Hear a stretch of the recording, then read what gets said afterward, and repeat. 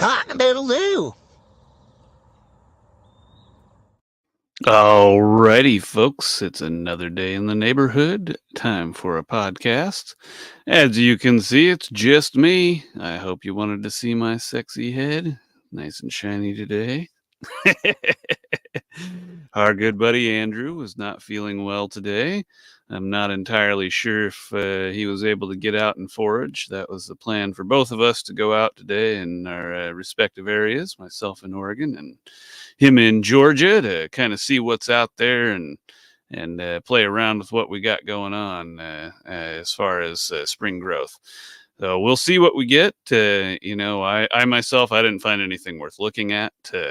I mean, certainly there are things that were cool to look at, but I didn't get to find any good edibles, things that I would like to take home, or samples that I would like to put on Agner, things like that. I got some good shots, got to look around. Oh yeah, looks like we got Mason Mycology in here. Good to see you, my friend.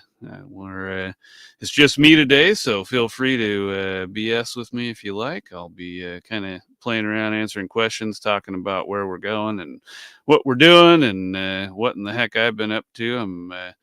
I've kind of been out of the game here, not been podcasting enough, and not been getting guests on here enough. I just had some health issues to overcome. I took part of that as a nice healthy trip the other day, so we'll kind of go over a trip report and talk about some of the revelations I had. Maybe not all of them. Sometimes you get into those things and you're like, wow, what was I thinking about again? But it's always a good reset, and I sure had a good reset this time. It definitely different every time. It seems like it's different. You walk in expecting to do one thing or another, and then you end up finding out that in fact, you had all these other thoughts in your head that you had to get out of the way. So for me, I've had a real hard time getting motivated. I don't know about y'all, but I wake up every day in pain, headache, not a great mood because of those things. Don't sleep so well, and definitely getting yourself in a better order helps. And I've been working on getting my health better and getting my mental state better, and we'll see how that goes. It helps with spring coming around for sure. Like seeing sunshine is really good, and I just I can't put enough value on looking outside, at least where I live, and seeing the light. Anyone who's lived in the Pacific Northwest, Oregon and Washington, you probably have a pretty good idea. It just gets gray and dark this time of year, and that's hard to find motivation to go outside and do stuff when it's wet and rainy and dark and gloomy. And myself, that's my surroundings here, so I definitely look at those things myself. But anyhow, we got good things coming up with the cast. I have talked to a few good people that I think I'll get on the show. A friend of mine from Canada at Forest Floor Studios. They really helped me out recently. I had a really long migraine, which was part of my health issues, lasted 20 to 25 days. And Laura there reached out and offered me some tinctures. And I tried some Amanita tincture and some Monotropa uniflora, I believe it is, the ghost pipe, as we commonly call it.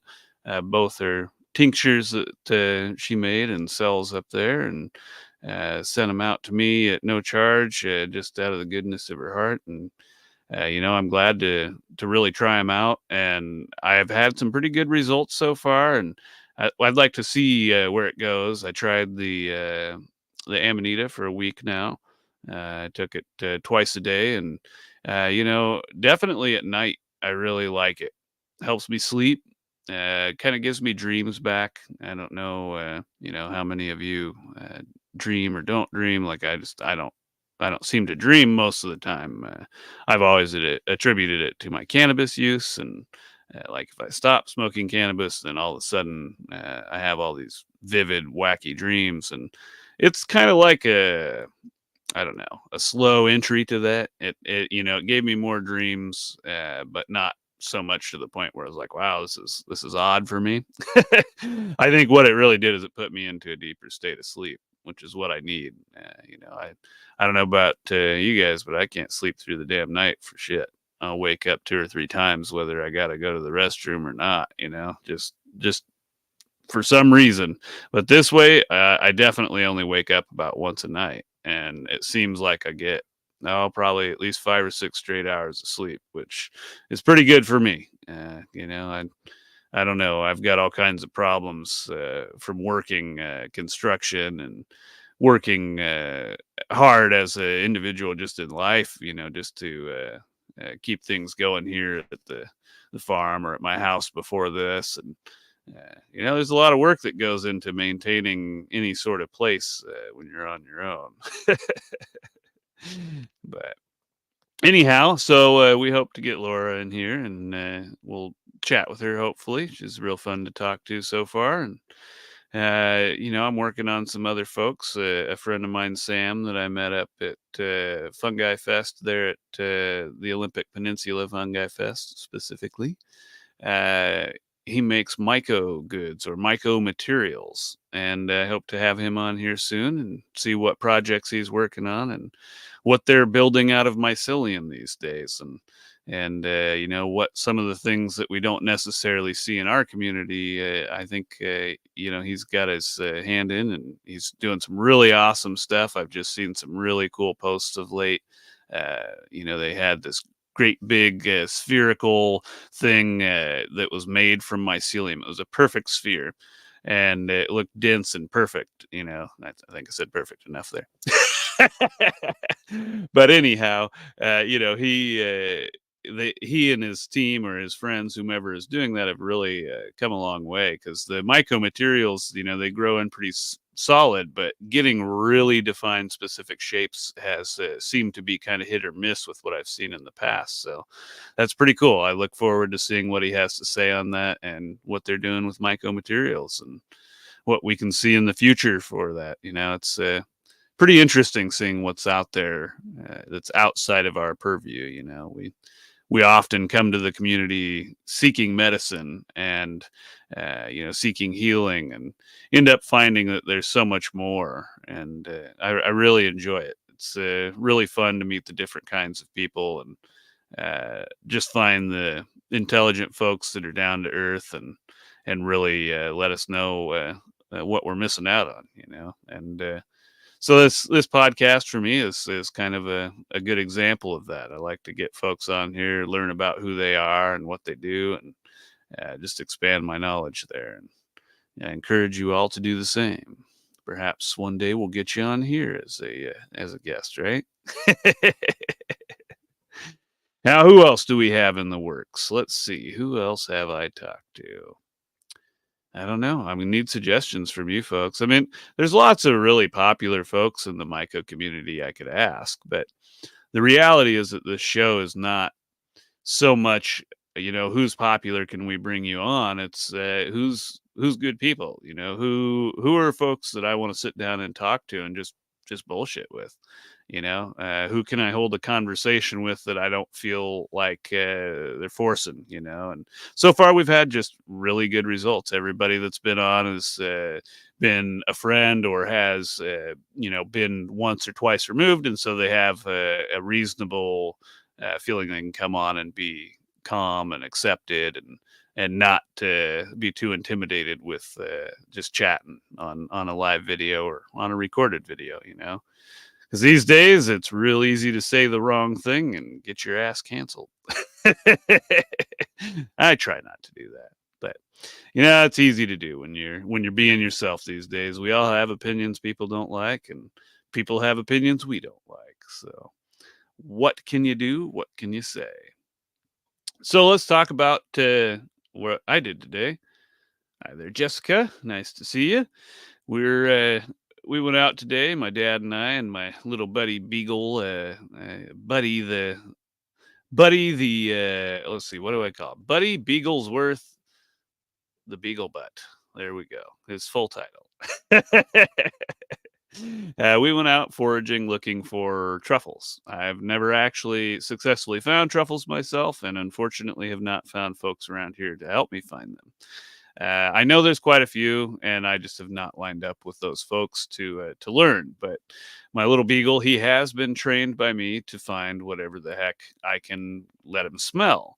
So I'm confident if I can ever find one, I will find many more because he really loves that. You know, he's like a hound dog, and they just enjoy finding things. Originally, that's what I got him thinking was, hey, uh, I'll turn him into a truffle dog, and the cards just never quite aligned for that. But I think if I go out and buy one, maybe he'll find them for me. One of the ways that you search for them, or at least that I've tried, is you go and walk out in the forests and you will see where critters like squirrels and deer have dug up the truffles because they'll be right next to the surface. And truffles, they have like one of the greatest reproductive strategies there is. You know, picture it like if you're, at least if you're not a vegetarian, and maybe if you are, it's like it exudes the smell of bacon when it's ripe. And so, like, you're walking through the woods as an animal, and you're like, "Tss. Oh yeah, what's that? What's that? Yeah, they're right there." And like Mason's saying, they grow specifically with Douglas firs. So here in Oregon, the Oregon white truffle will only grow on Douglas firs, and the black truffle grows within the proximity of those trees. So they may grow in other areas, at least from what I've seen. And I just have not gotten out and found them myself yet. I did go and find I think it's called a rhizopogon, which is a truffle, but it's a class of them. Well, I guess not a truffle. It's what are they actually called? Truffle is just what we call them. I forget what they're called now. My brain is not 100%. I'm in vacation mode today. Yeah, so Wonderland. Watch the videos that Wonderland put out. Yeah, I know who you're talking about. Yeah, he's got some good videos. I'll have to check him out. I actually ran into those guys uh, up there at the Olympic Peninsula Festival, and I should have just been like, hey man, let's go foraging sometime. Like I see your videos all the time, and you're only 50 miles, 60 miles from me. Let's hang out. But I always feel weird coming up to people and saying that. Like the same deal. Sclerotia. Thank you. I always feel that way, and so like when I was up there at Olympic Peninsula Fungus Festival, who was there? Roger Rabbit was there, and I was like, man, I bet if I went up and talked to him because my buddy had his specific variety, I could have. Went up and said, "Hey, my buddy's got this that you made. You want to come on the show?" But I don't know. It's intimidating because you don't want to put people out. Like, at least for me, I always failed at that. They tried to get me to be a solicitor once. Like solicit business for a company that I work for, and it's just not me. I don't want to call somebody or knock on somebody's door and bug the shit out of them. Like, hey, do you want to buy this crap that I happen to know is overpriced and you probably don't want? But some folks are good at that. I am not. I'm good at selling myself and selling my quality products because I'm genuine in them, and I kind of feel like uh, I'm not capable of pushing something I don't believe in. That's why I can do a lot of this stuff. Yeah, I'll have to check them out. Who is it? Mushroom Marauder was the other guy that was up there selling his stickers, and all of these folks are like once or twice removed from people I know. I just got to get my ass in gear and start asking folks like that. Realistically, what I would like to do and have not done is find somebody that can work as a producer and help me do all that stuff. Because just like Andrew, and we're just so busy. We're doing about 3 or 4 different jobs all at once. Helping out with either our own business or being a part of a new startup business. And there's just a lot that goes into it these days. You got to be on multiple social media platforms. And like me, at least, I'm doing a podcast, and doing a lot of giveaways, setting up a website, also filling orders and shipping. And, it all adds up and it sucks all that motivation out of you. So, any of you folks watching this, if you're producers and want to hang out, unpaid job right here.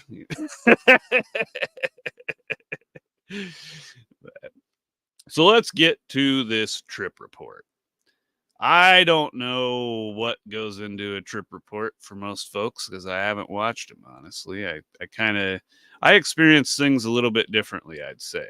The first part of my life, most of my life, mushrooms were something that you did at a party. And you laughed and you watched funny stuff, or you tripped out on the sky, or whatever. And now, I think I've gotten into where I'm not that social. And so I don't see as many people. And it forced me into a position where if I was going to trip, I had to do it by myself. And it really changed how I thought of mushrooms and how I've used them recently. Now, I do start out each of my doses similarly to what I would before. I start with something like a funny movie, or something that I know that is a task that I can do, that while I'm on the upswing, I can keep my focus. I can keep focus to being positive and being in the right mindset to healing or thinking about whatever I want to. And then once you get to that spot, where you're where all the laugh is kind of run out of you, and you're to the point where things look different, you're calming down a little bit, and revelations start happening internally, and this time it was kind of cool. I was watching a movie. I think it was oh man, I can't remember what the heck it was called. It's the one where the old video game characters come to life, like Pac-Man and Donkey Kong, and they come in the form of these digitized aliens that take over. And there's Adam Sandler and whoever else. Anyway, it was pretty damn good, but it was playing in the background with all this noise, and like the noise seemed to focus and like pull the noise in my head away and allow me to focus on, what I wanted to, which was to figure out why I don't have motivation and why I'm not going forward with all of the awesome things, or things that I think are awesome, with the business and in mycology and educating people and helping them out. And, it really came down to me to seeing that no matter what we do here, no matter how much we try to release ourselves and to be ourselves 100%, we're always guarded and always protected, and we're always talking to people that may or may not agree with us on some level. And I don't think it's the mycological community in general. I think it's the world in general, and or at least our society. It's very easy to imagine that no matter what your opinion is, that it will offend someone. I mean, you can see when I talk, even now, I consider how I say things, because I don't want to offend folks. I'm not here for that. I'm here to heal, and I'm here to help heal, and grow some mushrooms and pick some mushrooms and do all that fun stuff. So to me, it just kind of said to me that I need to really step back and relax even further and try to let more of myself out there when I'm out talking to people and just hanging out. It's hard to maintain your sanity when you're guarding yourself all the time, and so I would say to people, at least where I'm at with myself, is surround yourself with the people that support you and help you out for sure, and keep your mind open, and just don't limit yourself. I would like to see where I'll go with the next trip. Maybe it'll reveal the next layer of what the heck to do. But what I did notice was that there's some motivation that comes in, and it comes in the form of, I guess, self-criticism to some degree. Get your ass in gear. You got all the tools you need in front of you to succeed. So why not push and succeed? Yeah, I think these days there's a lot of folks like me with social anxieties that, whether it's a result from COVID or just life in general. And, you know, it holds us back, and we got to get out there and we got to see people. One of the greatest things for me, one of the greatest experiences I've had in the last year was going to that fungus festival.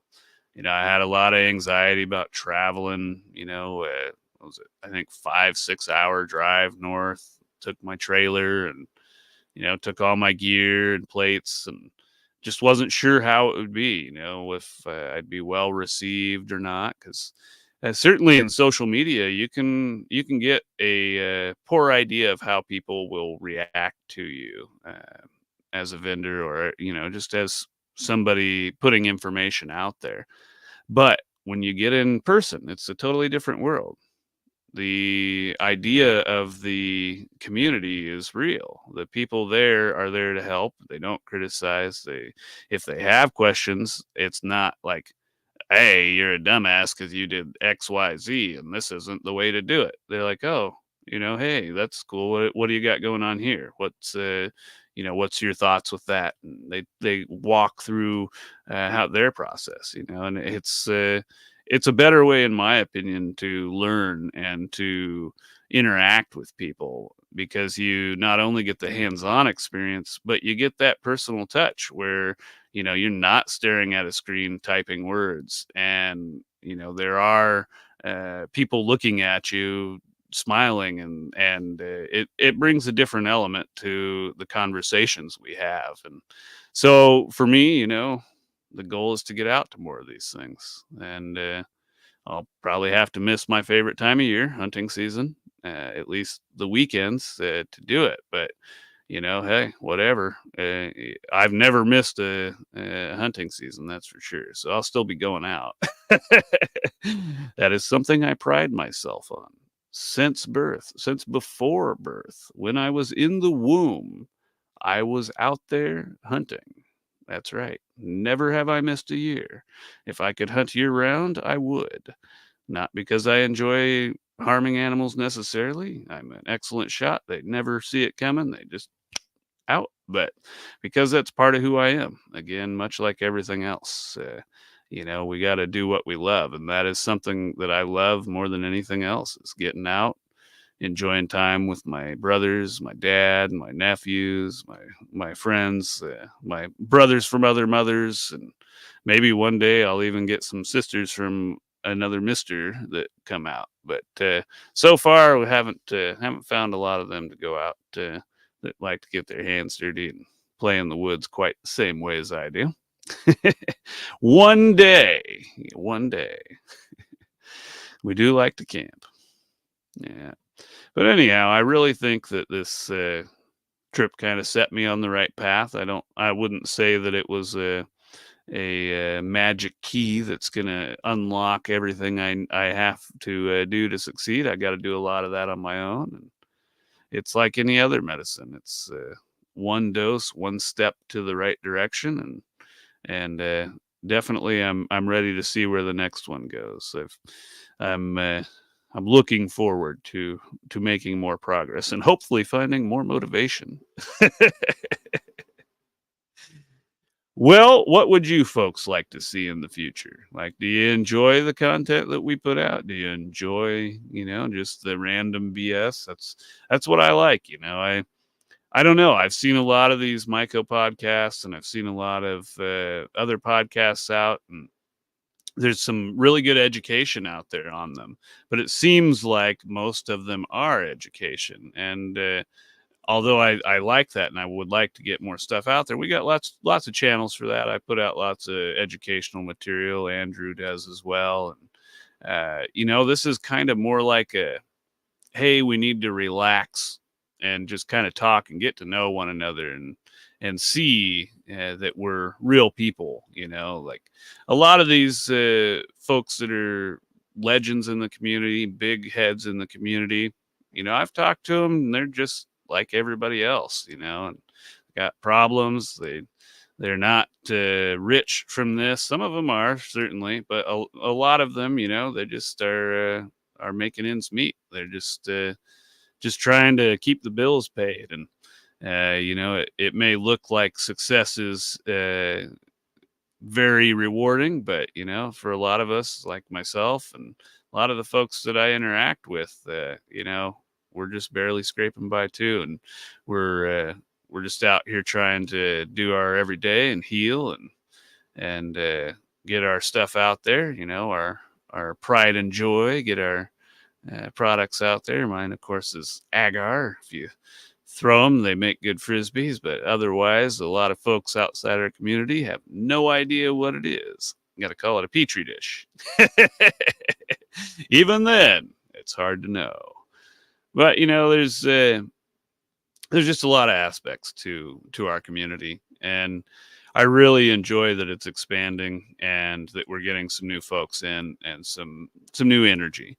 I can say that I also see the flip side of that coin myself too, where I don't like seeing a lot of new folks in, but I think it is it's my own bias and it's my own concern with how I've come in, and I thought I had all the answers for a long time because I'm not a silly person. I'm reasonably intelligent. I can read things, work them out, and experiment and see that things work, much like everybody else does when they come into this community.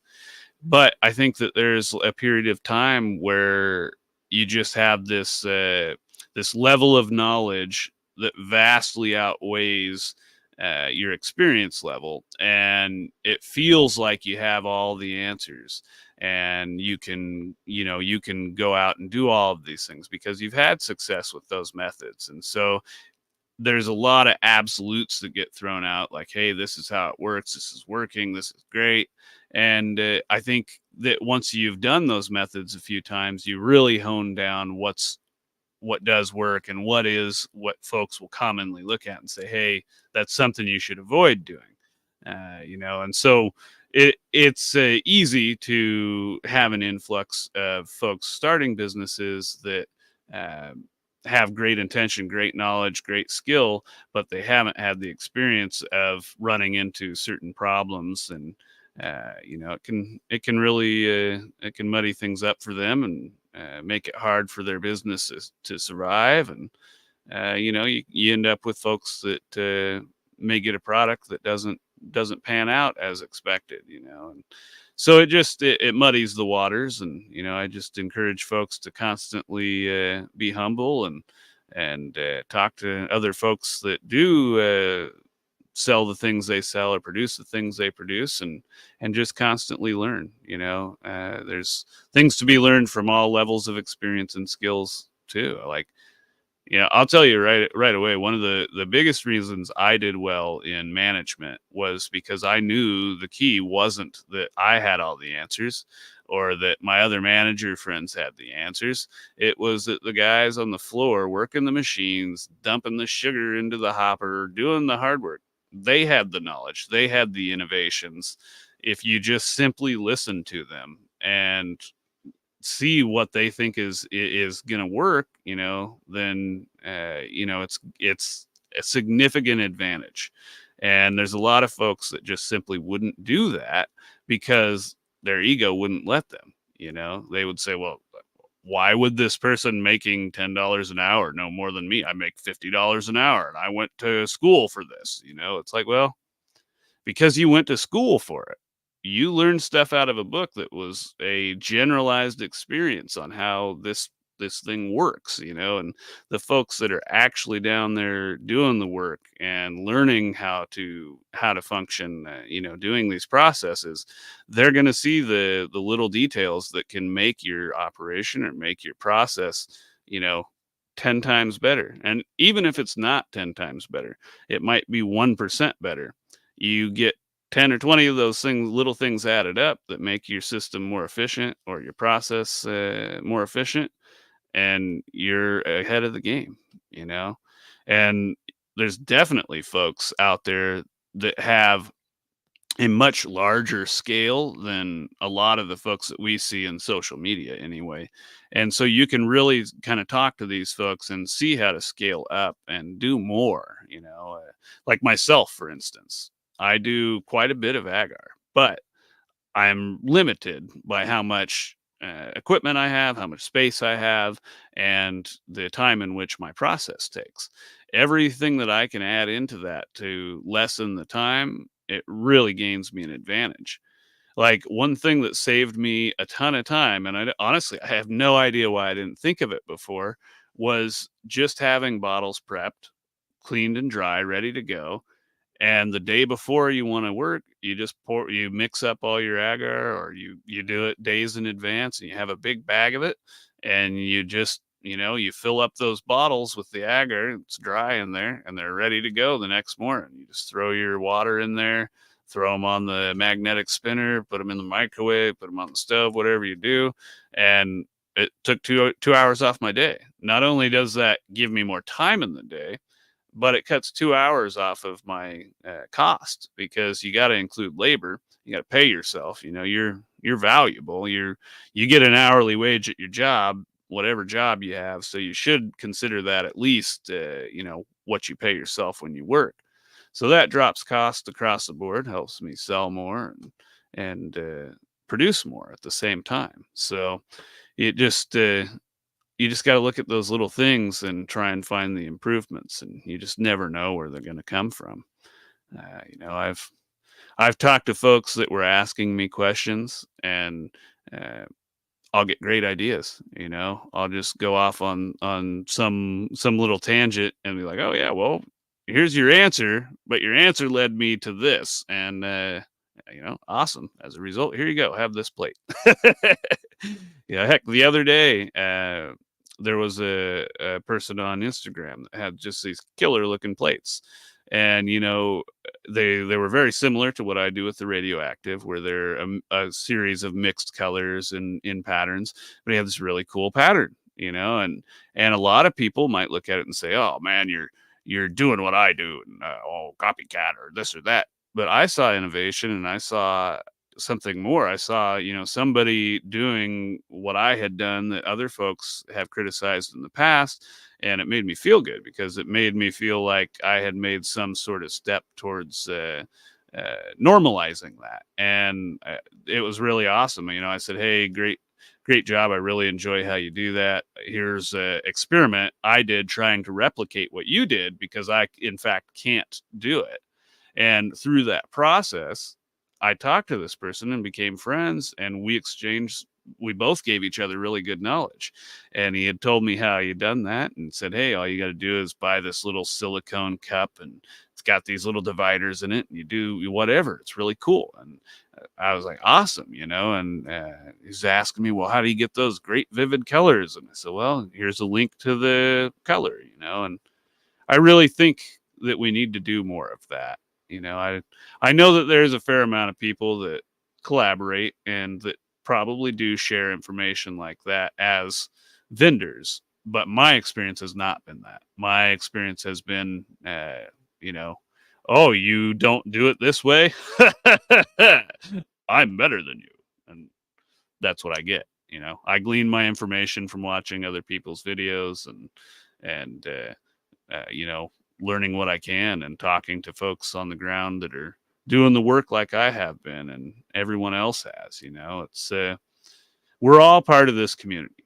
You'll see some very, very intelligent folks out there, and they can accomplish some great things. But I'll tell you right now that no amount of intelligence or education can guarantee innovation. Now, innovation is for people with imaginations, that are creative. You can look at somebody's work that's really smart over here, really smart over there, and those two people would never talk to one another because, whatever, egos, or they just feel that the other is not willing to share that information. But you've learned this stuff, and you're like, hey, well, you know what? I used to be a laborer doing this stuff, blowing glass. And well, you know what? You can take this rod just like this and turn it into a punch real easy, And things like that. You never know where you're going to find your next innovation and where you find your next successful venture, So definitely, I encourage you to get out there and do your thing and kick some ass. I'm always glad to help.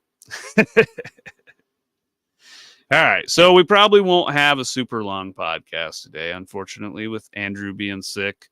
I can only ramble on so long.